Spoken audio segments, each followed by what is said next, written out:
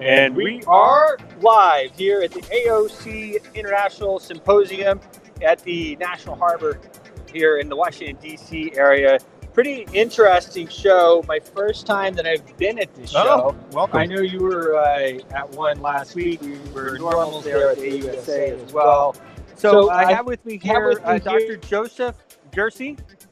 He's with Information System Laboratories. Pretty interesting setup that you guys have here, and technology that you're using in a lot of important places. So I wanted to get a little bit of rundown.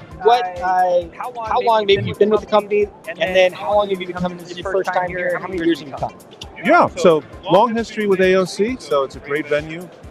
The technology that is behind RFU, our product line, is many years in the making, stemming back all the way back to the late 80s, early 90s, when there was attempts to try to explain sort of these anomalous flight test results we were getting when we were doing advanced radar and EW applications.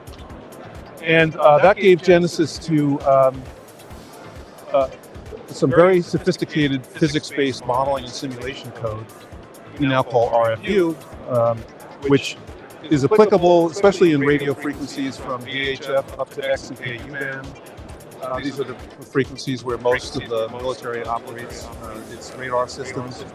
And one of the key features is the ability to predict ahead of time what kind of results you're going to see when you actually go into the field, whether that's for field testing or actual operations and missions.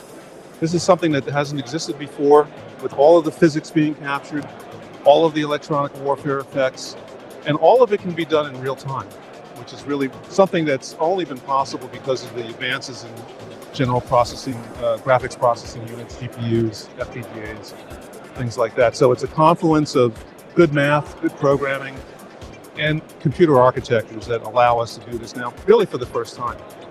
So what type of obviously the technological advances have done a lot to push this forward. And you guys are more involved in the training or the actual application? Good question. So we actually come from applications. We're signal processing people. We're electronic warfare, advanced radar systems.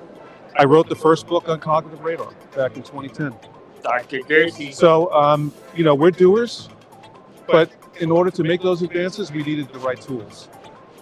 And you're seeing some of these tools now, and we've been able to work with the government to commercialize certain aspects of those tools, which is really a very good sustainable model, right? You have commercial revenue supporting the basic infrastructure for some critical technologies that the military needs. This is a theme you see more and more, like the DARPA Bridges program, for example, they're trying to do that same thing, leverage commercial technology. You see it with Anduril, right? You see a lot of commercial players now trying to bring commercial best practices, but yet provide services to the military. We do the same thing. Now, we don't just have mod and sim. We have a whole family of what are called RF digital engineering tools. So we support mod and sim. We support training, but we also support mission planning, and we support testing. And we support field tests, flight tests are very expensive. Things go wrong all the time.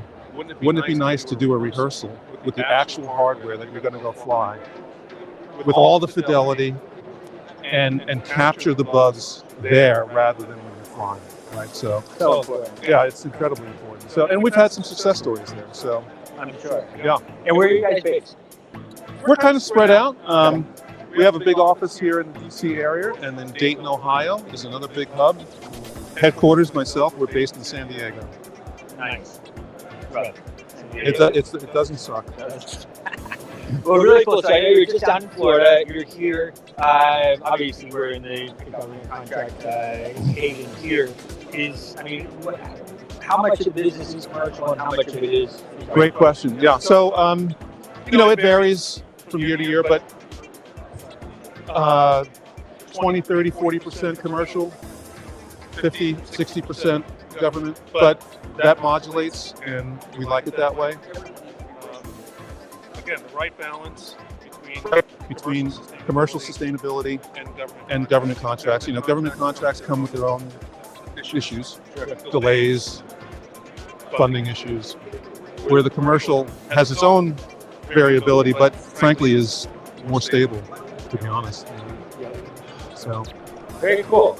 So then, as you move forward, what are some of the coolest stuff, the coolest tech that you see unfolding in this particular space? great question. So a big area for us is using these tools to train AI systems. Wow. That's a big area for us, and we're having a lot of success with that. AI system, really we're talking deep learning.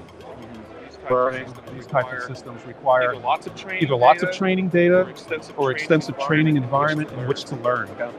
How are you going to do that with RF in a contested electronic warfare environment? How are you going to do that? There's no way to go collect terabytes of that kind of data. So you need tools like this to train the networks on all kinds of interesting things. We've done all of that. ATR, automatic target recognition, other things like that. And what's really exciting is we can then take that and embed it onto a neuromorphic chip, which is the size of a postage stamp. So supercomputing power on a postage stamp. And we're actually using an Australian chip. It's called Brain Chip. That's the company. And we've had a lot of success with that. So shout out to Brain Chip from Australia. There you go. Australians are good bunch for sure. Did you catch the Secretary of the Navy this morning? The Secretary 20? I did. I did. Yep. Absolutely. Yep. All the messaging is great. I will just say we're on it. We're doing it. You know, we're trying to get things faster, leverage commercial where it makes sense, and then do the right thing by the government. So I think we've got a good formula going here.